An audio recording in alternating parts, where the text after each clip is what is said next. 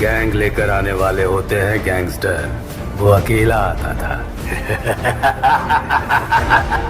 ሞንስተር በኢንዱስትሪ ላይ በጣም ብዙ ታግሎ ቆይቶ ነበር። ግን በአንድ ፊልሙ የኢንዱስትሪና አካባቢ አይደለም ሙሉ የህንድ ህዝብን እንዲያደንቁት ያስገደደ አክተር መሆን ችሏል። ረዘም ያለ ቁመናው ከጺሙ ከጸጉሩ ስታይል ጋር በጣም የሚያምር መልኩ ድምቅ ያለ አክሽን በሚሰራ ሰዓት ላይ ስክሪኑ ላይ ከሱ ሌላ ለማየት ይከለክላል የሚባል አክተር ነው።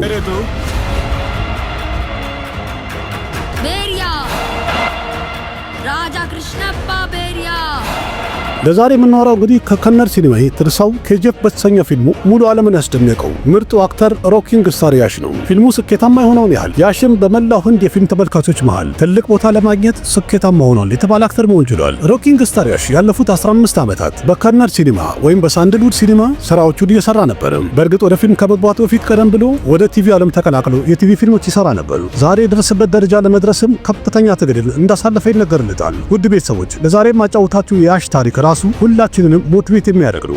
ምክንያቱም ተዋናይ ሆናለሁ ብሎ ከቤት ወጣ ሰዓት ተመልሶ እንዳይገባ የቤቱ በር እስከመጨረሻው ድረስ ተዘግቶበት ነበር። ታዲያ ከቤቱ ከወጣ በኋላ እንዴት አክተር ሆነ? ከአክተርም አልፎ ይሄን ያህል ስኬታማ አክተር እንዴት ሊሆን ቻለ? ጉዞውን በዚህ አጠር ባለ ቪዲዮ ዘርዘር አድርጌ ያቀርብላችኋለሁ። ሰላም ጤና ይስጥልኝ ቤተሰቦች፣ ይህ ቦሊውድ ፕሮፋይል የተሰኘው ፕሮግራም ነው። የቦሊውድ ተዋናዮችን ያሳለፉትን ውጣ ውረድና ችግሮችን አንድ ላይ በጥናት የምናቀርብበት ቦሊውድ ፕሮፋይል የተሰኘው ፕሮግራም መጀመሩ ነው። ቪዲዮን ላይክ አድርጋችሁ መጀመር አትርሱ። እንዲሁም ያላችሁን ሀሳብ አስተያየት በኮሜንት አስቀምጡ። በተጨማሪም ለቤቱ አዲስ የሆናችሁ ሰብስክራይብ አድርጉ። ወደ ፕሮግራሙ እንግባ።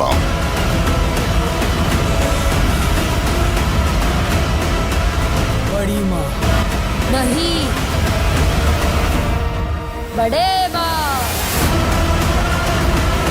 ያሽ የተወለደው ጃንዋሪ 8 1986 በፈረንጆቹ ከርናተክ የሚባለው ከተማ ውስጥ ጀላ ሐሰን የሚባለው ከተማ ውስጥ ያለ አንድ ገጠር ከደሃ ቤተሰብ አንድ ልጅ ተወለደ።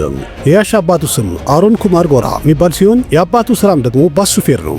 ያሽም ወደ ትወና ዓለም ገብቶ አክተር ከሆነ በኋላ ለረጅም ጊዜ አባቱ የባስ ሹፌር ሆኖ ስራውን ይሰራ ነበር። በፊት ከርናተክ ከተማ ውስጥ የግል ባሶችን ይነዳ ነበር። ከዛ በኋላ ግን የመንግስት ባሶችንም ይረዳ ቆይቷል። ያሽም ተዋናይ ከሆነ በኋላ ባስ መንዳቱን አቁም አባቴ ብሎ ጠይቆት ነበር። ግን የዛኔም ቢሆን እሺ አላለውም። ያሽም እንደሚለው ከሆነ አባቴ ሁሉ ጊዜ በራሱ የሚተማመንና ለሰው ክብር ያለው ሰው ነው። በዛ ላይ ደግሞ ለስራው በጣም ታማኝ ነበር። ስለዚህ አባቴ ምንም ቢሰራም እኔ ግን ሁሉ ጊዜ እኮራበታለሁ ብሎ ተናግሯል። እንዲያውም ለስራዬ ያለኝን ታማኝነት እንዳለ ከአባቴ የተማርኩት ብሎ መስክሮለታል። የያሽ የእናቱ ስም ፑሽለታ የሚባል ሲሆን እሷም የቤትም የቤት ናት። ያሽ ከተወለደ በኋላ እናትና አባቱ ነቢን ኩማር ብለው ያወጡለት ሲሆን ስሙን ግን ከልጅነቱ ጀምሮ ሁሉም በቅጽል ስሙ በያሽ ነበር የሚጠሩት። ያሽም ወደ ትወና ዓለም ከገባ በኋላ ሁሉም ሰው ነቢል የሚለው ስም ከትወና ጋር አይሄድም አሉት። ስምህንም ቀይር ብለው ስለመከሩት ከዛም ያሽ ነቢል የነበረውን ስም ቀይሮ ሙሉ ለሙሉ ኦፊሻሊ ያሽ አደረገው።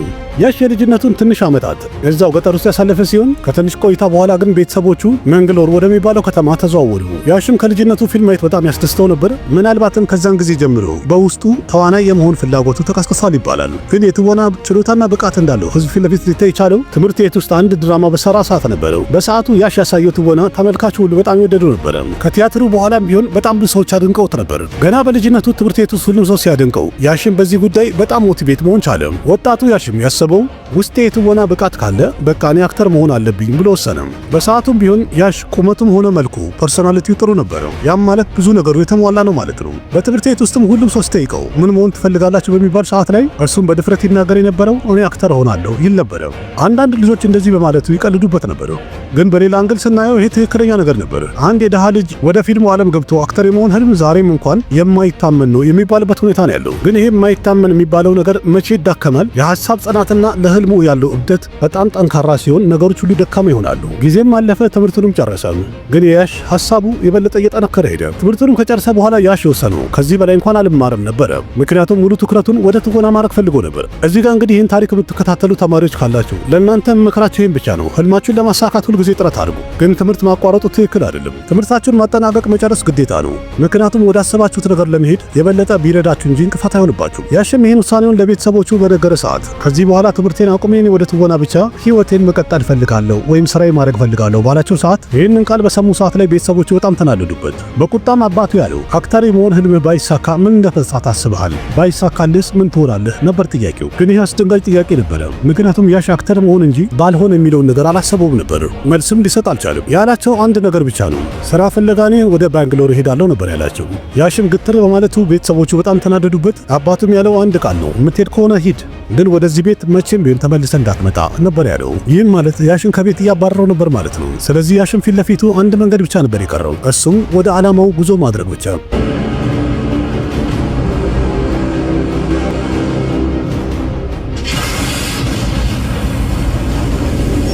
ያሽም ፈጠን ብሎ ወደ ባንግሎር ሄደ።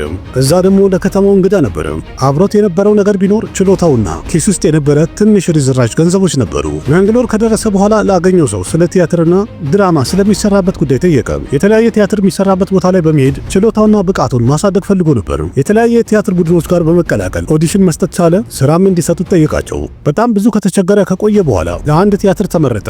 ያም ደግሞ ቤናካ ቲያትር ግሩፕ የሚባለው ግሩፕ ነበር የመረጠው። እዚህ ያሽም የሚያገኘውን ማንኛውም ስራ ትንሽ ሮልም ብትሆን ያገኘውን ነገር በጣም በታማኝነት ይሰራ ነበር። ብዙ ጊዜ ባክግራውንድ አክተርና ስቴጅን ማኔጅ ማድረግ ስራዎች ይሰጡት ነበር። መሪ ተዋናይነትም አንዳንድ ጊዜ ያገኝ ነበር። ግን ይህን እድል የሚያገኘው መሪ ተዋናዩ በቀረ ሰዓት ነበር። ያሽ እዚህ ቲያትር ግሩፕ ውስጥ ረዘም ያለ ጊዜ አገልግሏል። ገንዘብ እንኳን ትንሽ ነው ያገኘው፣ ግን በጣም ብዙ ልምዶችን መቅሰም ችሎ ነበር። ከዛም አልፎ ተርፎ የዳይሬክተሮችንም ስራ ለምዶ ነበር። ለነገሮች ፈጠን ያለ አእምሮ ስላለው በቀጣዩ አንድ ፊልም ላይ ረዳት ዳይሬክተር እንዲሆን ስራ አገኘም። እሱም እንግዲህ ምናልባት ይህን ስራ ሰርቼ በኢንዱስትሪ ውስጥ የራሴ ስሜን ማሳወቅና ወደፊት መሄድ እችላለሁ ብሎ አስቦ ነበር። ትንሽ ገንዘብም አገኛለሁ ብሎ አስቦ ነበር። ያም ደግሞ ያሰበውን ነገር ቀለል ያደርግልኛል ብሎ ማሰቡ ማለሙ ነበር። ግን ይህ ሁሉ የያሽ ሐሳብ ነበር። ምክንያቱም ትግሉ ይህን ያህል ቀላል አልነበረም። ረዳት ዳይሬክተር ሊሆን ከፈረመ በኋላ ለረጅም ጊዜ የፊልሙ ቀረጻ አልተጀመረም። ከብዙ ጥበቃ በኋላም ቀረጻው በተጀመረ ሰዓት ፕሮዲውሰሮቹ ፊልሙን ትተነዋል አሉ። በዛ የተነሳ ይሄ ፊልምም ሼልፍ ሆነ። ያም ማለት እንግዲህ ያሽ ምንም ስራ የለውም። በአሁኑ ሰዓት የቲያትርም ሆነ የፊልም ስራ አጥቶ ነበር። በዛ ላይ ደግሞ ገንዘብም ብዙ አልነበረውም። በአንድ ኢንተርቪው ያሽ እንደተናገረው ከሆነ ያ ጊዜ ማለት ለኔ እጅግ በጣም ከባድ የሚባል ጊዜ ነበር ብሏል። በሰዓቱ ያለኝ ገንዘብ በጣም ትንሽ ነበር፣ እያለቀ ነበር። አንድ ምሽት እንዲያውም እኔ ባስ ስቴሽን ላይ ተኝቼ አሳልፌያለሁ ምሽቱን ብሏል። የዛኔም ነገሮች ስላሰላችሁት አንድ ቀን ላይ አስቤ የነበረው በቃ ወደ ቤት ልመለስ ብዬ አስቤ ነበር ብሏል። ከዛ ግን ራሱን ጠንከር አደረገና ውስጡ የተሰማውን ይህን ሐሳብ ሙሉ ለሙሉ ሊያጠፋውና ሊረሳው ችሏል። በመቀጠልም ለተለያዩ ፊልሞች ኦዲሽን መስጠትና ከፊልም ጋር የተያዙ ስራዎችንም እሰራለሁ እያለ መጠየቅ ጀመረ። ይህ እንግዲህ በፈረንጆቹ በ2004 ማለት ነው። አንድ የቲቪ ሲሪየል ላይ ያሽ ኦዲሽን ሰጠ። ለፊልሙ ኦዲሽን የሰጠውን እንኳን አልተመረጠም፣ አላለፈም። ግን እዛ ቲቪ ሲሪየል ላይ አነስ ያለ ሮል አገኘም። ይህ ቲቪ ሲሪየልም ኡትራይና የተሰኘው ነበር። የቲቪ ድራማ ነው። በዚህ ፊልም ላይ መሪ ተዋናዮቹ ሮጃና ሄማንሽሪ ነበሩ። እነዚህም ቀደም ያሉ ታዋቂ የቲቪ አክተሮች ስለነበሩ በፊልሙ ላይ የያሽ የነበረውን ገጸ ባህሪ ብዙ ሰው ልብ ብሎ አላየውም። በቀጣይም ሁለተኛ የቲቪ ሲሪየሉን አገኘ ያሽ። እሱም ደግሞ ነንድ ጎኮላ የተሰኘው ነው። በአሁኑ ይሄ ሾው በጣም ሂት ሆነ። በፊልሙ ላይም በድራማው ላይም ያሽ የነበረው ትወና ብዙ ሰው ወደደለት፣ ተመልካቹም ነጥሎ አየው። ነንድ ጎኮላ የተሰኘው ድራማም በጣም ስኬታማ ስለሆነ የተለያዩ የቲቪ ድራማዎች ላይ በፍጥነት እንዲሰራላቸው በብዛት መጣለት። ከዛ በኋላ በላይም ብዙ የቲቪ ፊልሞችን መስራት ቻለ። ልክ እንደ ሲሊሊሊ፣ ሺቫ፣ ፕሪቲ ኢሎ፣ ማሌ ቢሉ እና ሳሃ የተሰኙት ናቸው። ያው የከነድ ቋንቋ ነው እንግዲህ። ያሽ በፈረንጆቹ 2007 ዓ.ም ድረስ በቲቪ ዓለም ላይ ታዋቂ አክተር ሆኖ ነበር። ይህንን ስኬት ቢያገኝም ግን ያሽ በውስጡ እርካታ አልነበረውም። ምክንያቱም የእሱ አሁኑ ሙሉ ትኩረት የነበረው የፊልም አክተር መሆን ነበር ህልሙ።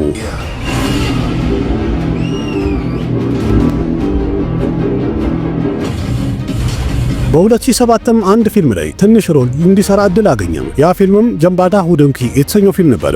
ሮሉ በጣም አነስ ያለ ነበረ። በአሁኑም በድጋሚ የሱን ትወና ማንም ልብ ብሎ አላየውም ነበር። በትክክለኛ ያሽ እንግዲህ ወደ ፊልሙ ዓለም ተቀላቀለ የሚባልበት የመጀመሪያ ስራው በ2008 ላይ የበቃው ፊልም ነው። እሱም ርዕሱ ሞንግራ ማንሶ የተሰኘው ነው። በዚህ ፊልም ላይ ያሽ ረዳት አክተር ሆኖ ነበር የተወነው። የሱ ይህንን ሮል ወይም ገጸ ባህሪውን ተመልካቹ በጣም ወደደለት። በ2009 በተዘጋጀው ፊልም ፌር አዋርድ ላይ ቤስት ሰፖርቲንግ አክተር በሚለው በዚህ ካራክተሩ አዋርድ ሊሸለም ቻለ። ያሽ በዚህ ፊልም ላይ ምንም እንኳን ረዳት አክተር ቢሆንም ግን በትክክለኛ ህይወቱ ሚስት ሆነችው ወይም ባለቤቱ ራዲካ እዚህ ፊልም ላይ መሪ ተዋናይ ነበረች። የያሽና የራዲካን የፍቅር ታሪክ መለስ ብለን እናየዋለን በኋላ። ያሽም እንግዲህ ትወና ላይ የነበረውን አሪፍ አካሄድ ስላዩ በቀጣይ ሁለተኛ ፊልሙ መሪ ተዋናይ እንዲሆን አድርገው ነበር የመረጡት። ሁለተኛ ፊልሙ በፈረንጆቹ በ2008 ነበር ለእይታ የበቃው። ያም ደግሞ በጣም የሚታወቀው ሮኪ የተሰኘው ፊልም ነው። ከሮኪ ስኬት በኋላም በፈረንጆቹ በ2009 ሁለት ፊልሞችን በላይ ፈረመ። እነሱም ከላርሰንቴና ጎኮላ የተሰኙት ናቸው። ግን ሁለቱም ፊልሞች ለእይታ ቢበቁም እንደ ሮኪ ግን ስኬታማ አልነበሩም። በመቀጠልም በፈረንጆቹ በ2010 መሪ ተዋናይ ሆኖ በጣም ስኬታማ የሆነ ፊልሙ ለእይታ የበቃበት ዓመት ሊሆን ቻለ። እሱም ሞዴል ሳል የተሰኘው ፊልም ነው። የፊልሙ ይዘት አንድ ሮማንቲክ ፊልም ሲሆን በዚህ ፊልም ላይም ያሽ የነበረው ገጸ ባህሪ ካርቲክ የሚል ነበረ። በፈረንጆቹ በ2011ም ራጅዛኔ የተሰኘ ፊልም ሰርቶ ነበረ። ግን ይሄ ፊልምም ፍሎፕ ሆኖ አለፈ። በዛው ዓመትም ኬተን የተሰኘ ፊልም ለእይታ በቃ። ይሄ ፊልምም ይዘቱ አንድ ኮሜዲ ድራማ ነበረ። ይህም ፊልም እንኳን ተመልካቹ በጣም ወዶታል። በእርግጥ ያሽ ጅምሩ ላይ ወይም ወደ ፊልሙ ዓለም ከተቀላቀለ በኋላ ፍሎፕ ቢበዛበትም ግን ብዙ ፊልም ሜከሮች የያሽ ብቃቱ ላይ ጥርጥር አልነበራቸውም። እንዲያውም ትክክለኛ ብቃቱንና አክተር ሊያስብል የሚችል አቅም እንዳለው በደንብ ተረድተውት ነበር።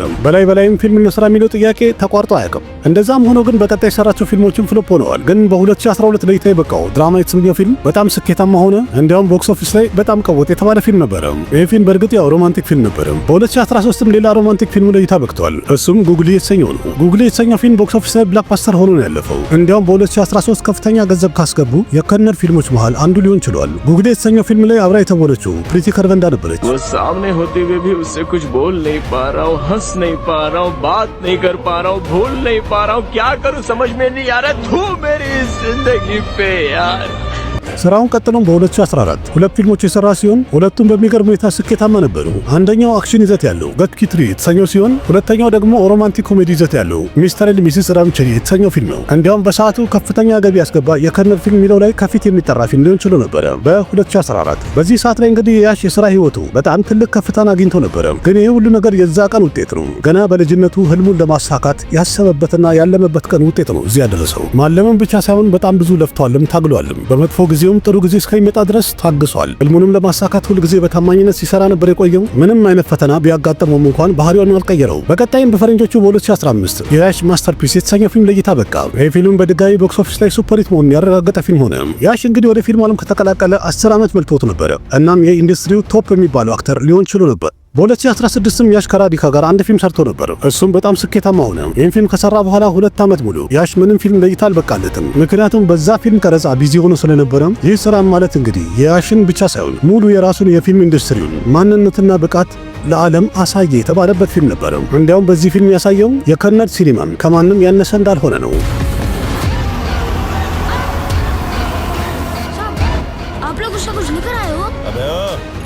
ታውቃችሁታል የትኛው ፊልም እንደሆነ? ኬጂኤፍ ቻፕተር 1 የተሰኘው ፊልም ነበር። ይህ ፊልም በፓን ኢንዲያ የተለቀቀ ፊልም ነበር። ታሚል፣ ቴሉጉ፣ መለያለም፣ ከነርና ሂንዲን ጨምሮ በ5 ቋንቋዎች በዓለም አቀፍ ደረጃ ላይ የበቃ ፊልም ነበር። በዚህ ፊልም ያለው ሁሉም ነገር በጣም የተለየ ነበር። ያሽ እስካሁን ድረስ ከሰራቸው አይደለም ሙሉ ኢንዱስትሪው የከነር ፊልም ኢንዱስትሪ እስከዛሬ ከሰራው ፊልም በጣም የተለየ ፊልም ነበር። እስከዚህ ሰዓት ድረስም ተመልካቹ ስለ ሳንደልውድ ሲኒማ የሚያስበው ነገር ጠቅላላ ሊቀይር የቻለ ስራ ሊሆን ችሏል። በፊልሙ ላይም የነበሩት አስደናቂ የሆኑ አክሽን ሲኖች እስከዚህ ሰዓት ድረስ ከዚህ ሲኒማ ካምፓኒ አንድም ፊልም አልወጣም ነበር በዚህ ደረጃ ማለት ነው። ከአክሽኑ በተጨማሪም ፊልሙ ላይ የነበረ ዳያሎግ ወይም አባባል ዛሬም ድረስ ብዙ ሰው የሚያስታውሰው ነው። ሁሉም ልቡን የነካ ነበር። लोगों के बारे में मत सोचो, कोई तुमसे ज्यादा ताकतवर नहीं। इस दुनिया में सबसे बड़ा योद्धा माँ होती है। የፊልሙ ቢጂኤምም ሆነ ሙዚቃዎቹ በጣም የተለየና እጅግ በጣም መሳጭ ነበሩ። ያሽም ሲጠየቅ በአንድ ኢንተርቪው ተናገረው ኬጂኤፍ የተሰኘውን ፊልም መስራት ለኔ በጣም ከባድ ነገር ነበረ ብሏል። በዛም የተነሳ ፊልሙን ለመስራት 4 ዓመት ፈጅቶባቸዋል። ያሽም ለፊልሙ የሚችለውን ያህል ተጣጥሯል። ተመልካቹም ከፊልሙ ጋር ሪሌት ማድረግ እንዲችል እና ትክክለኛ እንዲመስል በጣም ብዙ አክሽኖቹን ራሱ ነው በትክክለኛ የሰራው። ለአንዳንድ ለትንሽ ሲኖችም ሲዘጋጅ ወራት እንደፈጀም ተናግረዋል። ይህ ኬጂኤፍ ቻፕተር 1 የተሰኘው ፊልም ከአጋማሽ በኋላ ወይም ከኢንተርቫል በኋላ ያለው ሲን ኮላር የሚባለው ትክክለኛው ድንጋይ ከሰል ማውጫ የማዕድን ቁፋሮ ያለበት ቦታ ላይ ነበር ቀረጻ የተደረገው። በዚህ ሰዓትም ፊልሙን ለመስራት በጣም ብዙ ነገር እንደተቸገሩ ተናግረዋል። ቦታውም የሙቀት መጠኑ በጣም ከፍተኛ ስለነበረ በጣም ብዙ ጁኒየር አርቲስቶችም ታመውባቸው እንደነበረ ተናግረዋል። በአጠቃላይ ብቻ በብዙ ችግር ይሄ ፊልም መጨረሻው ተሰርቶ ለእይታ በቃ። ይህ ፊልም ሲሰራ 80 ከሮር የፈጀ ሲሆን ፊልሙን ቦክስ ኦፊስ ላይ ከ250 ከሮር በላይ መሰብሰብ ችሎ ነበር። ኬጂኤፍ ቻፕተር 1 የተሰኘው ፊልም ለእይታ በሚበቃ ቀን በዛ ቀን የሻሩክ ካን ዚሮ የተሰኘው ፊልም ለእይታ ሊበቃ ነበር። ስለዚህ ሁሉም ሰው ለፊልም ሜከሮቹ ሆነ ለያሽ የነገሯቸው ፊልሙ የሚለቀቅበትን ቀን አራዝሞት ብሏቸው ነበር። ግን ያሽ ለሁሉም መልስ የሰጣቸው ዚሮና ኬጂኤፍ በጣም የተለያየ ይዘት ያላቸው ፊልሞች ናቸው። ስለዚህ ሁለቱ ፊልሞች በምንም አይወዳደሩም ብሎ ነበር። እንዲያውም ያለው ሻሩክ ካን በጣም ማደንቀው አክተር ነው፣ እኔ ራሴ የሱን ፊልም ማየት እሄዳለሁ ብሏል። በመጨረሻም ሁለቱ ፊልሞች በአንድ ቀን ተለቀቁ። እንደሚታወቀው ኬጂኤፍ የተሰኘው ፊልም ከዚሮ የበለጠ ስኬታማ ሆነ።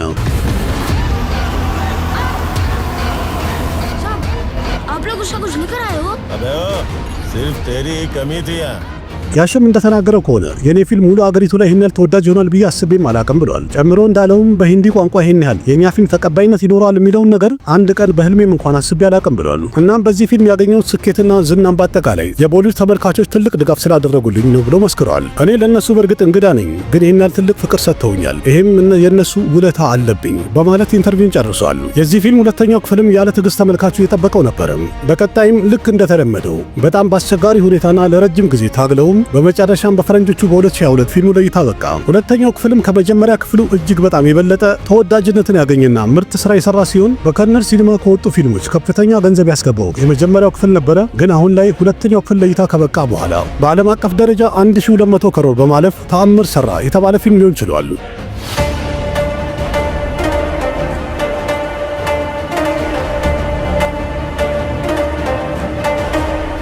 እናም ከሳንደልውድ ሲኒማ የመጀመሪያው 1000 ከሮር ያለፈ ፊልም ሊሆን ችሏል። ይህም ሪከርድ እስካሁን ድረስ እንደተጠበቀ ነው። አሁን በቀጣይም ደግሞ በቅርቡ ለእይታ ይበቃል ተብሎ የሚጠበቀው 2026 ኢድ ላይ ይወጣል የተባለው ቶክሲክ የተሰኘውን ፊልም ተመልካቹም ሆነ አድናቂዎቹ ያለ ትዕግስት እየጠበቁት ነው ያሉት። ያሽ ዛሬ ላይ በጥረቱና በልፋቱ ያገኘው ስኬት ሲታይ ሂሮ ሳይሆን ሱፐር ሂሮ የሚባልበት ደረጃ መድረስ ችሏል። አንድ የድሃ ልጅ የነበረው ህልሙን ለማሳካት ምን ያህል አብዶ ነበረ። ትግሉና እብደቱም እያንዳንዱ ፈተናና ችግሩን አሸንፎ ወደፊት እንዲመጣ አድርጎታል። ዛሬ ላይ በአድናቂ ብዛትም በጣም ከፍተኛ ቁጥር ያለው ሲሆን ለረጅም ጊዜ በኢንዱስትሪ ሲሰሩ የነበሩ ትልልቅ የሚባሉ የቦሊውድ አክተሮችን በልጦ ሁሉ መሄድ ችሏል። ያሽ የዚህ ስኬቱ እንግዲህ ዋና ባለቤት የሚሆነው ያሽ ራሱ ብቻ ነው። ውድ ቤተሰቦች እንደሚታወቀው ብዙዎቹ ቤተሰብም ኖራቸው የአክተር ልጆች ሆኖም እየደገፏቸው አክተር መሆን ግን በጣም ይከብዳቸዋል። ስኬታማ አክተር አይደለም ተወዳጅ አክተር መሆን ይከብዳቸዋል። ሰው ደግሞ በተፈጥሮ አንድ ህልሙን ለማሳካት በሚሄድ ሰዓት ላይ ሁል ጊዜ ፈተናና እንቅፋት ያጋጥመዋል። በዛ ሰዓት ላይ ይሰላቻልም፣ ተስፋ ይቆርጣል። በዛ ሰዓት ላይ ምን ያስፈልገናል? እኛን የሚያበረታታንና የሚያጠናክረን ያስፈልገናል። ብዙ ጊዜ ሁሉም ላይ እንደምናየው እንደዚህ የሚደግፍና የሚያበረታታ ቤተሰብ ብቻ ነው። ግን ያሽ ማንም ሰው አልነበረውም።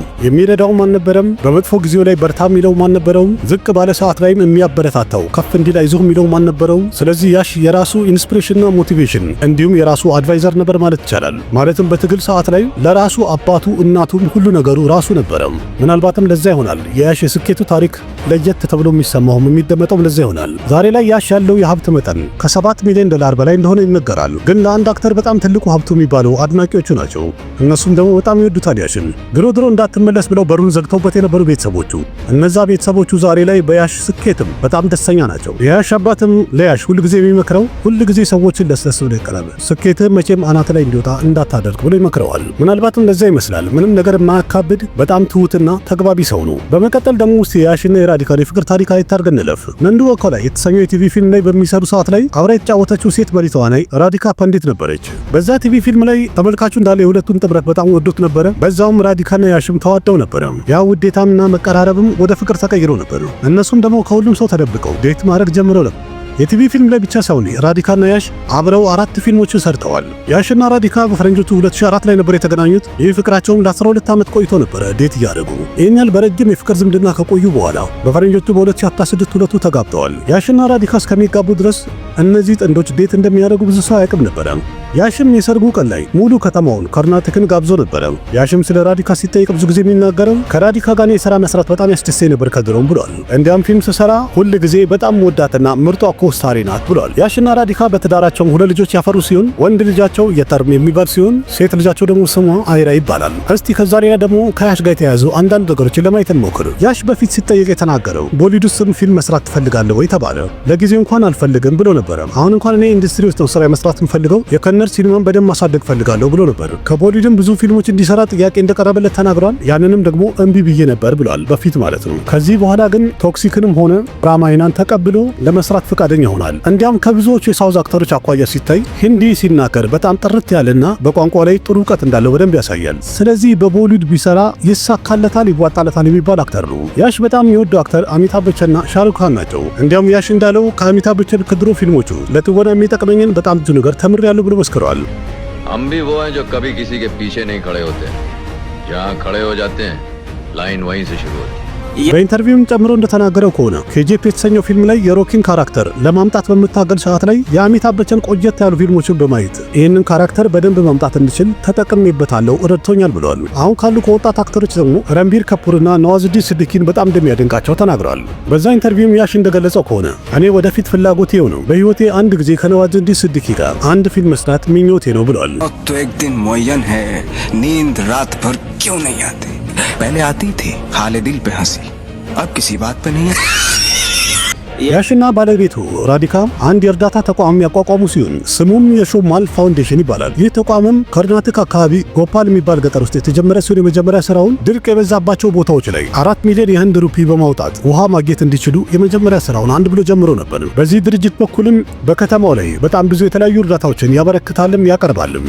ኬጂኤፍ ላይ ያሽን ጺማም ሆኖ ስናዩ ተመልካቹ እንዳለ በጣም ወዶለታል። በጣም ብዙ ህንዳውያንም ልክ እንደሱ ጺማቸውን ማሳደግና ስታይላቸውን ማድረግም ጀምረው ነበረ፣ ተወዳጅ ከመሆኑ የተነሳ ማለት ነው። ግን ያሽ የራሱ ባለቤቱ ወይም ሚስቱ እኔም ወደው የድሮ መልኩ ነው ትላለች። እንዲያውም ልክ የፊልሙን ቀረጻ እንደጨረሰን ራዲካ የጠየቀችው ጺሙን እንዲያሳጥር ነበረ። ቀረጻውንም ከጨረሰ በኋላ ጺሙን ተላጭቶ ነበረ።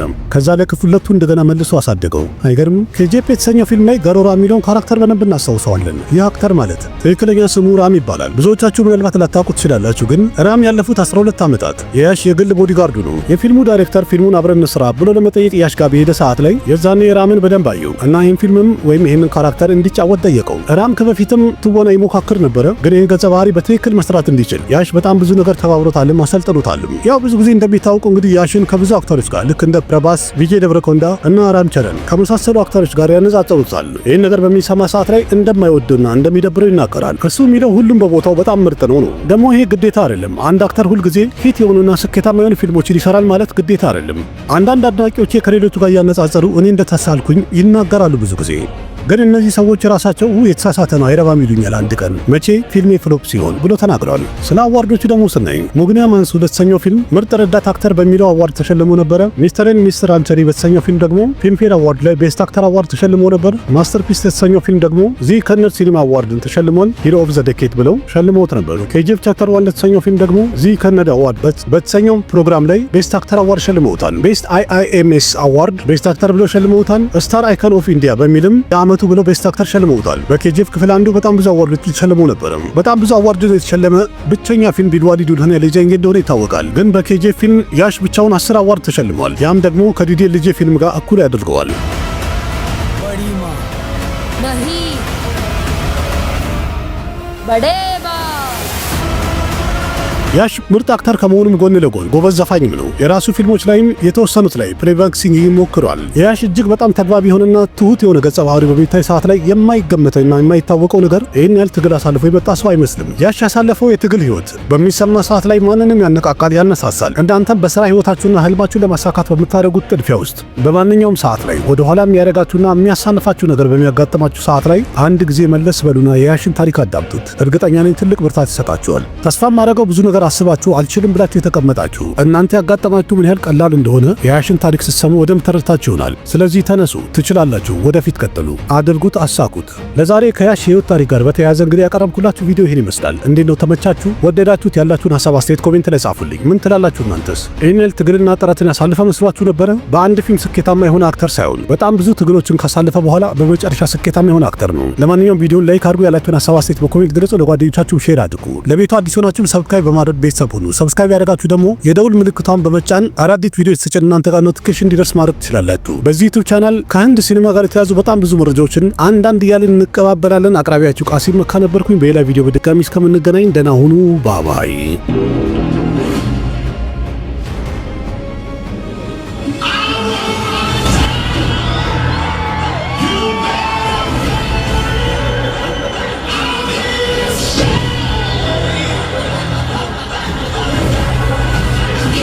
ना जाने कैसा एहसास है बुझती नहीं है क्या प्यास है क्या नशा इस प्यार का मुझ पे सनम छाने लगा कोई न जाने क्यों चैन होता है क्या करूँ